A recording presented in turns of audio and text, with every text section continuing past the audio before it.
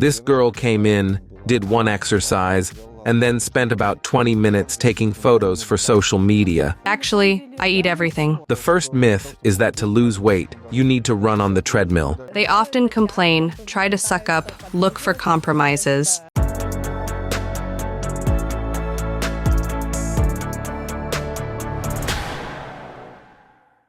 What did you do before becoming a personal trainer?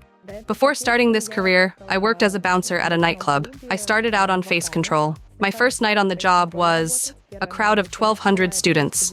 After working for about 2 or 3 years, I became the head of security and eventually managed to become the nightclub's director. I played in an orchestra at the Philharmonic, then another orchestra. I was born in '84. When I was growing up, action movies with Schwarzenegger, with Stallone were popular.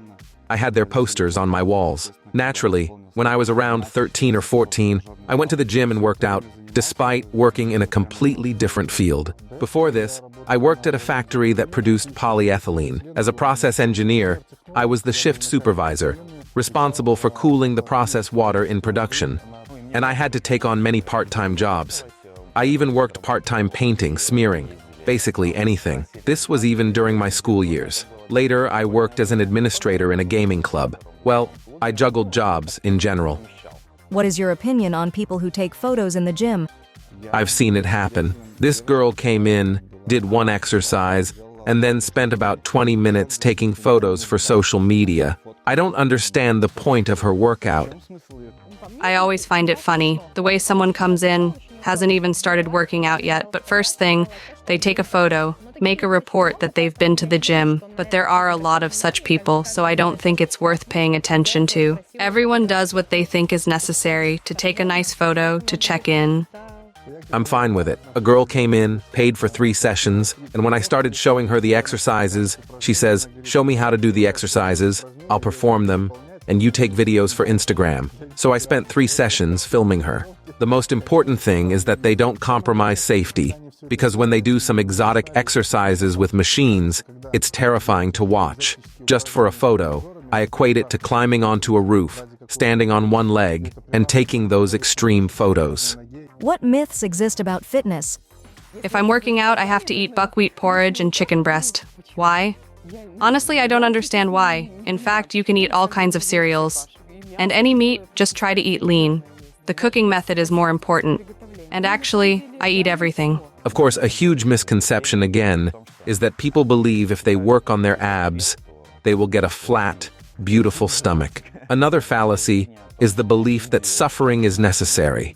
Everyone thinks they need to spend a lot of money on sports nutrition now.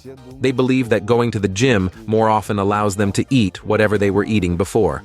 That's also a myth. In reality, about 80% of our success comes from our diet.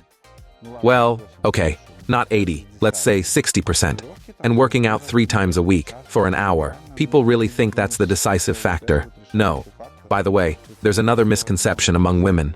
Before going to the gym, they think they need to lose weight and get in shape first, and then they'll join the gym. Just like my client's friend. She says her friends want to come to me. I say, let them come. But she showed them my Instagram.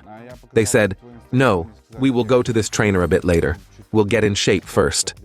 When a short girl weighs 90 to 120 kilograms, to me, that's not just an aesthetic issue, it's a health problem. Unfortunately, when such a client comes, they're afraid to exercise, afraid of others' opinions. But somehow, they're okay with their current state. As far as I know, no instructor, including myself, would ever think to judge them for being overweight or unattractive. My first thought is always, what about her blood pressure? What's happening with her sleep? How does she feel? Can she climb 5 flights of stairs, or is that difficult for her? So, in this situation, I'm not concerned about her outward appearance. Her internal state is what's important to me. For me, the first myth is that to lose weight, you need to run on the treadmill. I often see people come to the gym and immediately get on the treadmill, then move to the bike, spend about 30 minutes there, then switch to the elliptical, and spend another 30 minutes there. It's a myth that the more you move, the faster you'll lose weight. What's the most impressive client transformation you remember? When a girl lost so much weight in 6 weeks that I didn't even recognize her in the photos. There was this situation. Besides losing weight, she was doing massages, working out, eating right, and I periodically took photos of how she looked. but I didn't make a collage. Then I thought, well, it's probably been 5 or 6 weeks. She sends this photo to her husband, and he asks, "Where are your results?" "What do you mean, my results? That's my photo." "Really?" Then he looks again, says, "Oh yes, sneakers, shirt, indeed, those are your results." I train athletes, and many of them have become trainers. So, I think it's awesome when someone changes their profession. For example, I have a girl who was a chef and became an athlete, a trainer, a master of sports. There was a girl. She had quite serious goals.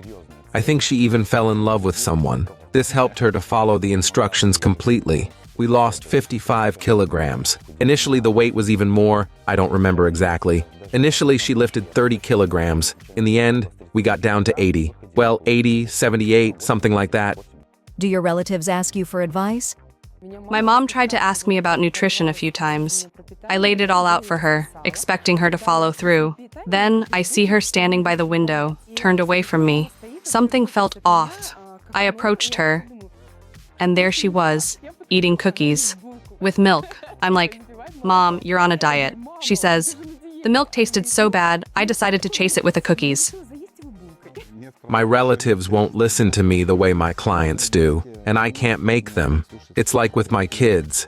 They pay attention to a teacher during lessons, but with me, they'd be inattentive. They'd get distracted, ask for cartoons, candy, water. The same goes for relatives. I might tell them something, but they're like, relax. Over the last 3 years, even my own sister has come to me for advice. What to eat, how to train properly without harm. Plus, my mom has also gotten on board, constantly asking me what she should eat in the evening. But I never impose. If someone wants help, I'm there.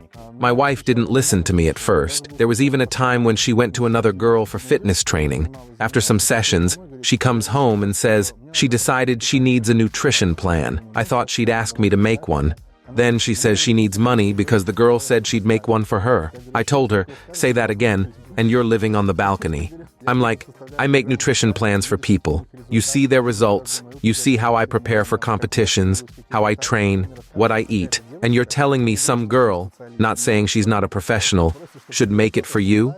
She got mad, but eventually came to me, ready to have me make her a nutrition plan. Do clients often complain about the workout being too hard?